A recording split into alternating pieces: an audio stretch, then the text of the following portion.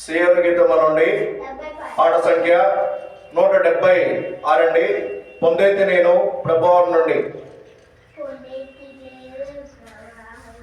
దేవుడు మన యొక్క బాధలలో, శోధనలో దేవుడు మనకి తోడై ఉన్న విధానాన్ని బట్టి పాడదగిన కీర్తన అండి. ఎన్నో సందర్భాలలో మనము కృంగిన వారమై ఉండి మనము ఇక మన పని అయిపోయింది అనుకున్నప్పుడు సాతానుడు మన మీద ఎన్నో దాడులు చేసినను దేవుడి యొక్క కృపా సమృద్ధిని బట్టి, దేవుడు మనల్ని కాపాడిన విధానాన్ని బట్టి పాడదగిన కీర్తన అండి. పొందేది నేను ప్రభువాని నుండి. సియోను గీతముల నుండి 176 పాటండి. పొందేది నేను ప్రభువాని నుండి, ప్రతి శ్రేష్ఠ పోయందు. పొందేది నేను ప్రభువాని నుండి, ప్రతి శ్రేష్ఠ పోయందు. జీవిత యాత్రలో సాగి వచ్చి తినే, జీవిత యాత్రలో సాగి వచ్చి తినే, ఇంతవరకు నాకు తోడై ఉండి, ఇంతవరకు నాకు తోడై ఉండి. ఓ యేసు ప్రభువా, ఎబెనేజరు అయి ఉన్నావు. ఓ యేసు ప్రభువా, నా రక్షణకర్తవు నీవైతివి, నా రక్షణకర్తవు నీవైతివి. పొందేది నేను ప్రభువాని నుండి, ఈ భూయందు. పొందేది నేను ప్రభువాని నుండి, ప్రతి శ్రేష్ఠ భూయందు. గాలి తుఫానుల నుండి వాచితిని, గాలి తుఫానుల నుండి వాచితిని, అంధకార శక్తుల ప్రభావం నుండి,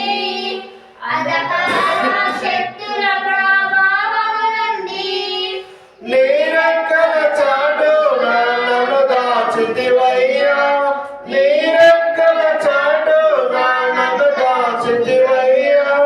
నీవే ఆశ్రయ దుర్గమైతివి, నీవే ఆశ్రయ దుర్గమైతివి.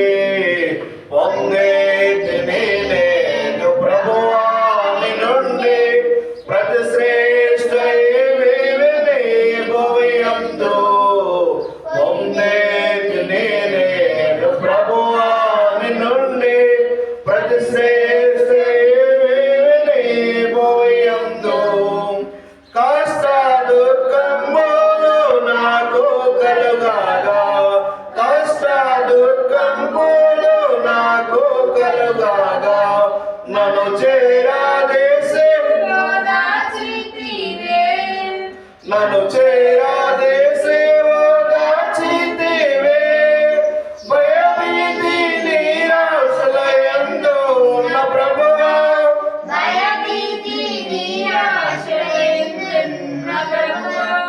బహుగా ధైర్యంబు నాకు సగేతివే, బహుగా ధైర్యంబు నాకు సగేతివే.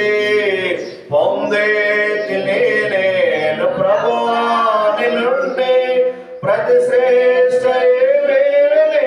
భూయందు. నా దేహమందు నా ముళ్ళు నుంచితివి, నా దేహమందు నా ముళ్ళు నుంచితివి. సాతానునితో సాతానునితో నలుగొట్టున్, వ్యాధి బాధ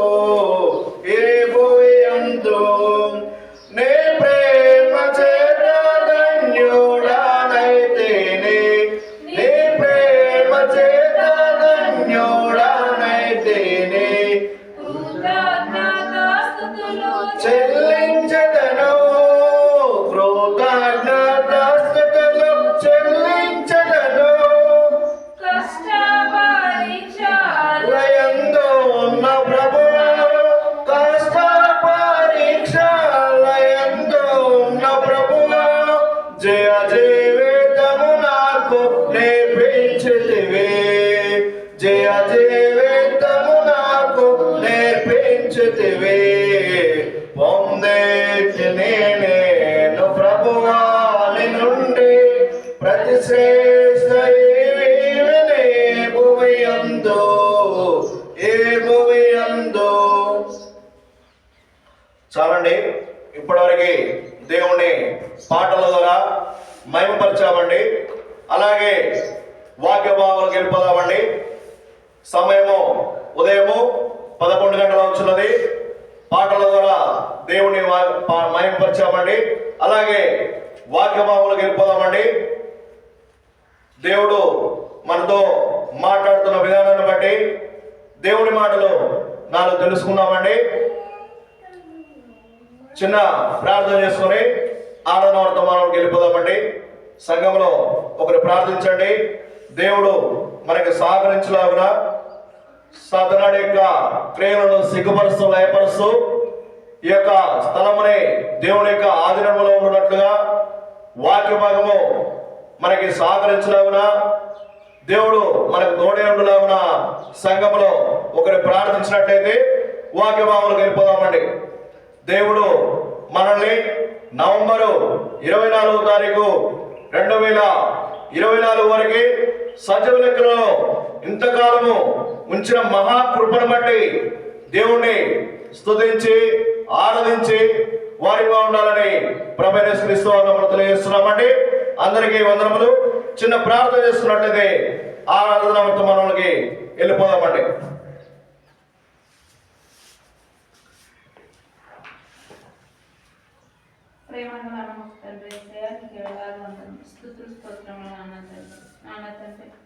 గత ఆదివారం నుంచి నాన్న తండ్రి ఈ ఆదివారం మటుకు మమ్మల్ని కాచి కాపాడి మీ రెక్కల చెట్టును భద్రపరుచుకున్న విధానాన్ని బట్టి ఎంతో వందనములు నాయన తండ్రి.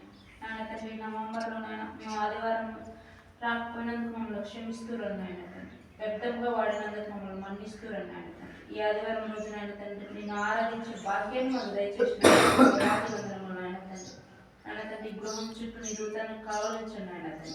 ఆయన నీ దాసును నిలబెట్టుకొని ఆయన తండ్రి వాక్యం ద్వారా మాతో మాట్లాడాలి నాయన తండ్రి. ఈ మైకు ద్వారా ఎంతమంది అయితే వింటున్నారో నాయన వారందరూ విని నాయన తండ్రి నిన్ను గ్రహించే భాగ్యాన్ని ప్రతి ఒక్కరికి దయచేయండి నాయన తండ్రి. కరెంటును మైకును నీ ఆధీనంలో ఉంచుకోండి నాయన తండ్రి. ఈ వాక్యాన్ని సక్రమంగా జరిగించే భాగ్యాన్ని ఈ ఆరాధన నాయన నిన్ను గణపరిచే భాగ్యాన్ని దయచేస్తున్నామా యేసువారి నామములో ప్రార్థించి అతి వినయంగా బ్రతిమలాడి వేడుకుంటున్నాం తండ్రి. ఆమేన్. చాలా సంతోషం అండి. వాక్య భావంలోకి వెళ్ళిపోదామండి. ఇప్పటివరకు దేవుణ్ణి పాటల ద్వారా మహిమపరిచామండి. దేవుడు తన యొక్క కృపా సమృద్ధిని బట్టి ఈ రోజు వరకు సజీవ లెక్కలో ఉన్నామంటే కేవలం ఆయన ఉచితమైన కృపేనండి. మన శక్తి భక్తి ఏమాత్రం కాదండి. దేవుడు తన కృపా సమృద్ధిని బట్టి దేవుడు మనల్ని కాపాడుతున్న విధానాన్ని బట్టి దేవునికి మహిమ కలుగును గాక. ఆరాధన వర్తమానంలోకి వెళ్ళిపోదామండి. దేవుడు మనల్ని కాపాడుతున్నందుకు రక్షిస్తున్నందుకు దేవుడు మన దేవుడు కాపాడే దేవుడని రక్షించే దేవుడని చూసుకుందామండి. మన దేవుణ్ణి ఎందుకు ఆరాధించాలంటే మన దేవుడు రక్షించేవాడు కాపాడేవాడు అనే చిన్న వాక్య పట్టణంలోకి వెళ్ళిపోదామండి. ముందుగా వాక్య పట్టణములుగా కీర్తన గ్రంథము 33వ అధ్యాయము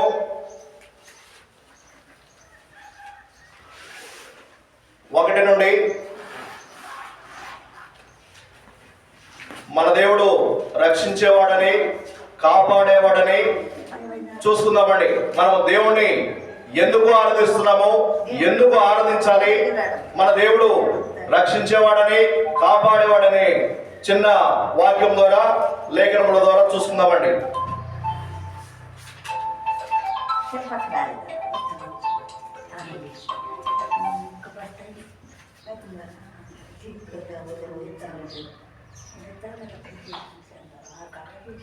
కీర్తన గ్రంథము 33వ అధ్యాయము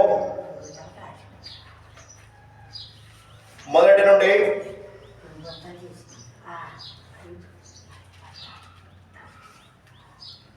22 వచనాల వరకు ఉన్నాయండి. మనము 21 వచనం వరకు మార్చి చదువుకుందామండి. మన దేవుడు రక్షించేవాడని కాపాడేవాడని వాక్య భాగం సెలవిస్తున్న విధంగా మన దేవుడు ఆరాధనకి స్తుతికి యోగ్యుడని వాక్య భాగం సెలవిస్తున్న ప్రకారము మన దేవుణ్ణి ఎందుకు ఆరాధించాలంటే మన దేవుడు రక్షించేవాడు, కాపాడేవాడు అని చెప్పేసి వాక్య భాగం సెలవిస్తున్నదండి. అందుకని బట్టి వాక్య భాగంకి వెళ్ళిపోదామండి. మన దేవుడు ఏ విధంగా మనల్ని రక్షిస్తున్నాడో, ఏ విధంగా కాపాడుతున్నాడో వాక్య భాగంలోకి వెళ్ళిపోదామండి. చూసుకుందాము. కీర్తన గ్రంథము దావీదు మహారాజు రాసినటువంటి కీర్తనకారుడు నుండి కీర్తన గ్రంథము 33వ అధ్యాయము 1 నుండి 21 వచనాల వరకు మార్చి చదువుకుందామండి. మన దేవుడు ఆరాధనకి యోగ్యుడని, మన దేవుడు స్తుతించడానికి అర్హుడని, ఏ దేవుళ్ళు ఎందరో ఈ లోకంలో ఉన్నా కానీ మనల్ని ఎవరు రక్షించారని, మన కొరకై ఆ యొక్క కలువరి శిలువలో ప్రాణం పెట్టుటకు తన ఏకైక కుమారుని ప్రభువైన యేసుక్రీస్తు వారిని నేను ఆ పాపముల నిమిత్తము ఆ యొక్క కలువరి శిలువలో మన కొరకై చిందించిన రక్తము విధానాన్ని బట్టి, తన యొక్క ప్రేమను బట్టి మనము తెలియజేస్తున్నామండి. ముందుగా నేను ఒక వచనం చదువుతాను, మీరు ఒక వచనం చదవండి.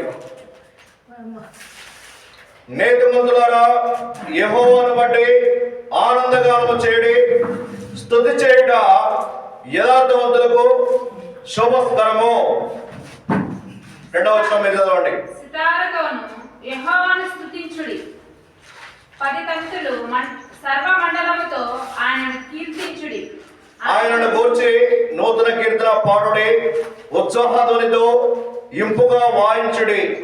యెహోవా వాక్యము యథార్థమైనది, ఆయన చేయుదంతయు నమ్మకమైనది. ఆయన నీతిని న్యాయమును ప్రేమించున్నాడు. లోకము యెహోవా కృపతో నిండి ఉన్నది. యెహోవా వాక్యం చేత ఆకాశము కలిగెను, ఆయన నోటి ఊపిరి చేత వాటి సర్వ సమూహము కలిగెను.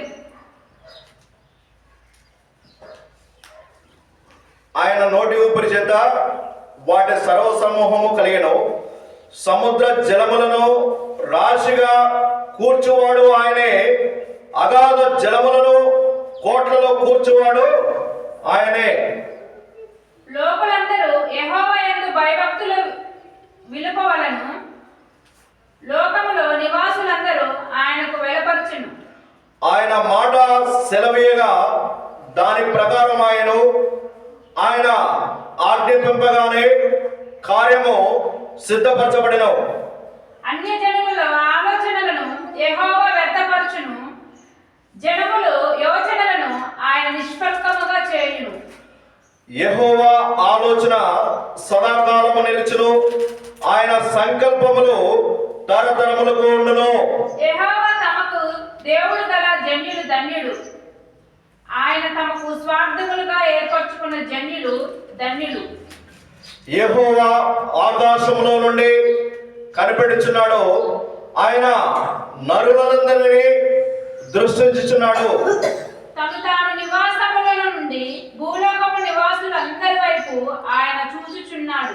ఆయన వారందరి హృదయములను ఏకరీతిగా నిర్మించినవాడు, వారి క్రియలను విచారించువాడు, వారిని దర్శించువాడు.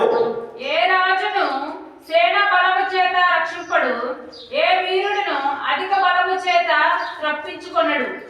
రక్షించుటకు గుర్రము అక్కడికి రాదు, అది దాని విశేష బలము చేత మనుషులను తప్పింపజాలదు. వారి ప్రాణములను మరణముల నుండి తప్పించుకొనును, కరువుల వారిని సజీవులుగా కాపాడుటకును. యెహోవా దృష్టి ఆయన యందు భయభక్తులు గల వారి మీదను, ఆయన కృప కొరకు కనిపెట్టి వారి మీదను నిలుచుచున్నది. మనము యెహోవా పరిశుద్ధమందు నమ్మకం ఇచ్చి ఉన్నాము, ఆయన బట్టి మన హృదయం సంతోషించుచున్నది. మన ప్రాణము యెహోవా కొరకు కనిపెట్టుచున్నది. ఆయనే మనకు సహాయమును మనకు కేడమునై ఉన్నాడు. ఈ వాక్య భాగము దేవుడు ఆశీర్వదించుగాక.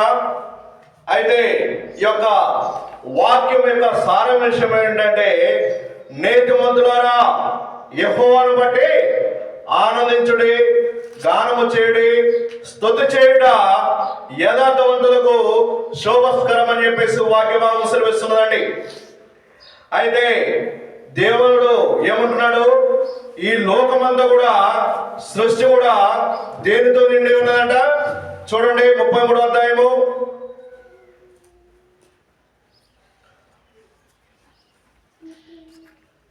6వ వచనము, యెహోవా వాక్యము చేత 5వ వచనం 6వ వచనం చదవండి. ఆయన నీతిని న్యాయమును ప్రేమించున్నాడు. లోకము యెహోవా కృపతో నిండి ఉన్నదంట. ఏమి నిండి ఉన్నదండి? కృప. కృప అనగా జాలి, దయ, ప్రేమ. దేవుడు తన యొక్క కృపా సమృద్ధిని బట్టి, దేవుడు మనల్ని కాపాడుతున్న విధానాన్ని బట్టి దేవుడు ఆరాధనకి యోగ్యుడని వాక్యభాగం సెలవిస్తున్నదండి. అలాగే ఇంకేమంటున్నాడు 8వ వచనంలో, లోకులందరూ యెహోవా యందు భయభక్తులు నిలుపవలెను, భూలోక నివాసులందరూ ఆయనకు వెరవవలెను. అంటే నమస్కరింపవలను, భయపడవలను. భూ నివాసులందరూ, ఒక్కడు కాదు, ఇద్దరు కాదు, ఈ యొక్క ప్రపంచంలో ఎన్ని దేశాలైతే ఉన్నాయో సర్వ సృష్టికర్త మన యొక్క దేవుణ్ణి స్తుతించడానికి, ఆరాధించడానికి యోగ్యుడని వాక్యభాగం సెలవిస్తున్నదండి. నా మాటలు కాదండి.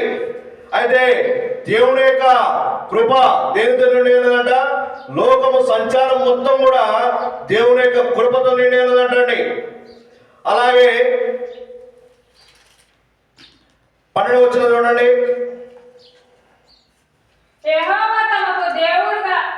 యెహోవా తమకు దేవుడుగా గల జనులు ధన్యులు, ఆయన తనకు స్వాస్థ్యముగా ఏర్పరచుకున్న జనులు ధన్యులు. ఎవరండి ధన్యులు? దేవుని బిడ్డలు. దేవుణ్ణి తన యొక్క తండ్రిగా, తన యొక్క రక్షకుడిగా అంగీకరించిన వారు ధన్యులు అని చెప్పేసి వాక్యభాగం సెలవిస్తున్నదండి. అయితే దేవుడిని నమ్ముకున్న వాళ్ళు వాటి తిక్కలోళ్ళు, వెర్రివాళ్ళు, భ్రష్టులు, వాళ్ళకి ఈ లోకంలో జ్ఞానం లేదు. వెర్రివారిగా, పిచ్చివారిగా దేవుని నమ్ముకున్న ప్రజల్ని ఈ లోకం చూస్తున్నదండి. అయితే అయ్యో వీళ్ళకి ఏం పని లేదు, ఆదివారం రాగానే దేవుడిని ప్రార్థిస్తారు, ఆరాధిస్తారు, వీళ్ళు ఏం పని లేదండి ఈ క్రైస్తవులకి అనుకుంటారండి. అయితే దేవుడికి కాగల జనులు ధన్యులు, ఆయన తనకు స్వాస్థ్యముగా ఏర్పరచుకొచ్చిన జనులు ధన్యులని వాక్యభాగం సెలవిస్తున్నదండి. ఈ లోకంలో తన యొక్క ఇష్టారాజ్యముగా తమ యొక్క ఆలోచనని నెరవేర్చుకున్నవాడు ధన్యుడని చెప్పేసి వాక్యభాగం సెలవిట్లేదండి. ఏమని సెలవిస్తున్నాడు? దేవుని యొక్క కృపా సమృద్ధిని బట్టి, మనము దేవుడు మనల్ని రక్షిస్తున్న విధానాన్ని బట్టి దేవుణ్ణి జ్ఞాపకం చేసుకొని స్మరణలోకి తెచ్చుకొని, ప్రభువా, దేవా, నన్ను, నా కుటుంబాన్ని ఈ రోజు వరకు సజీవంగా ఉంచిన విధానాన్ని బట్టి నీకే వేలాది వందల స్తోత్రాలు ప్రభువా అని చెప్పేసి మనం గుర్తు చేసుకొని ఆయన్ని ఆరాధించే వారు ఉంటే దేవుడు వారిని కాపాడుతానని వాక్యభాగం సెలవిస్తున్నదండి. అలాంటి వారు ధన్యులు. ఈ భూలోకము వారి యొక్క కుటుంబము, సంతానము భూమిని స్వతంత్రించుకుందని చెప్పేసి వాక్యభాగం సెలవిస్తున్నదండి. అలాగే 11వ వచనం చూడమ్మా. యెహోవా ఆకాశములో నుండి కనిపెట్టుచున్నాడు, ఆయన నరులందరినీ దృష్టించుచున్నాడు. దేవుడు ఎక్కడ ఉన్నాడండి? ఆకాశం పైన ఉన్నాడు, భూమి కింద లేడండి, నీడెందు లేడు.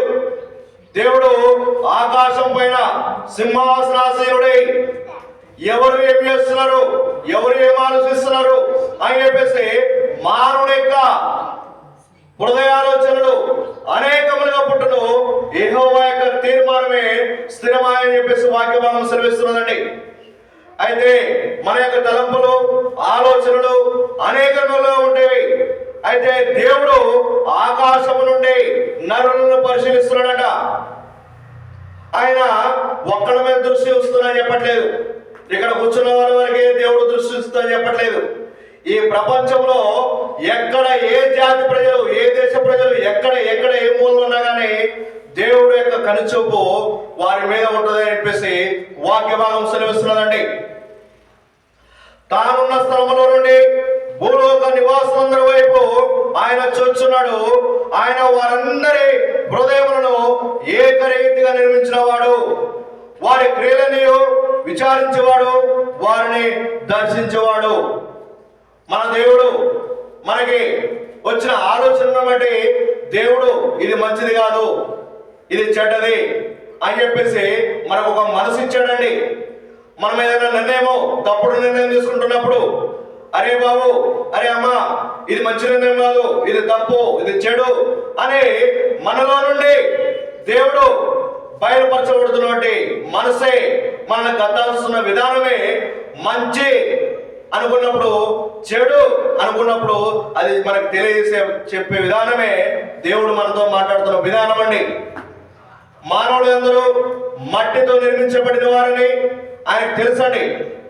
వారి యొక్క ఆలోచనలు కూడా ఏకరీతిగా ఉన్నాయంట.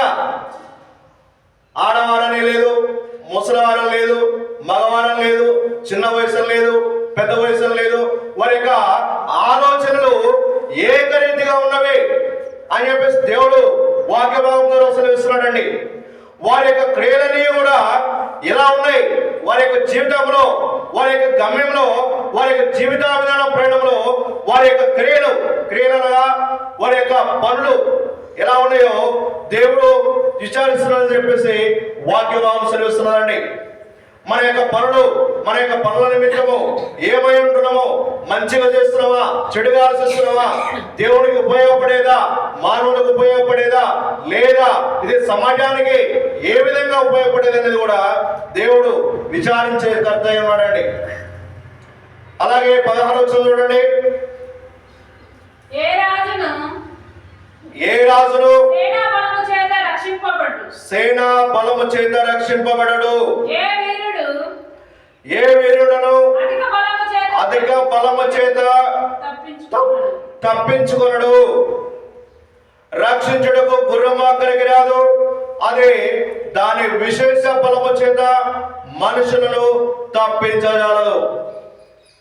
ఇక్కడ దేవుడు అంటున్నాడండి, మీరు రాజును నమ్ముకునవద్దు, ఏ యొక్క వీరుడిని నమ్ముకునవద్దు. వాడి యొక్క స్వభావము, వాడి యొక్క స్వరూపము మాయమై ఉన్నది. ఇంతలో కనబడి అంతలో మాయమైపడి నీడ లాంటి వారే ఉన్నారు. అడే పూలు ఎట్లయితే పూస్తాయో వాడు కూడా అట్లనే పూసి సాయంత్రకాలం ఇవ్వడు అని చెప్పేసి వాడి యొక్క బలము చేత మిమ్మల్ని రక్షించడు అని చెప్పేసి వాక్యభావం సెలవిస్తున్నదండి. మనమైతే అధికారులని, మంత్రులని, మన యొక్క రాజకీయ నాయకుల్ని మనం అండగా చూసుకుంటామండి. అయితే దేవుడు ఏమంటున్నాడండి, మనుషులని జ్ఞాపకం చేసుకున్నాడు, వాడు ఏ పార్టీ వాడని చెప్పేసి వాక్య భాగం సెలవిస్తున్నదండి. రాజులను కంటే యెహోవాను ఆశ్రయించడం మేలని చెప్పేసి వాక్య భాగం సెలవిస్తున్నదండి. అయితే రక్షించుటకు యుద్ధకాలమున గుర్రము తన విశేష బలము చేత రక్షింపదని చెప్పేసి వాక్య భాగం సెలవిస్తున్నదండి. ఏ రాజు కూడా యుద్ధానికి పోయేటప్పుడు గుర్రం రక్షించదండి. దేవుని యొక్క కాపుదల ఉండాలి. ఆ రాజు బ్రతకాలంటే ఆ యొక్క యుద్ధంలో నుండి దేవుడు అతని కృపా సమృద్ధిని బట్టి, మంచి వ్యక్తి అయితే కాపాడుతున్న విధానాన్ని బట్టి, మంచి పరిపాలన చేస్తున్న విధానాన్ని బట్టి దేవుడు అతని రాజును రక్షించాలి తప్ప ఏ గుర్రము కూడా ఉపయోగించిన ఆయుధము కూడా ఏది తనను రక్షింపజాలదని చెప్పేసి వాక్య భావం సెలవిస్తున్నదండి. అలాగే 19వ వచనం చూద్దామండి. 18, 19. యెహోవా దృష్టి 18వ వచనము 19వ వచనం అండి. వారి ప్రాణమును మరణము నుండి తప్పించుటకును, కౌరవులు వారిని సజీవులుగా కాపాడుటకును యెహోవా దృష్టి ఆయన యందు భయభక్తులు గల వారి మీదను ఆయన కృప కొరకు కనిపెట్టు వారి మీదను నిలుచుచున్నది. ఎవరి మీద నిలుస్తున్నదంటండి? ప్రభువా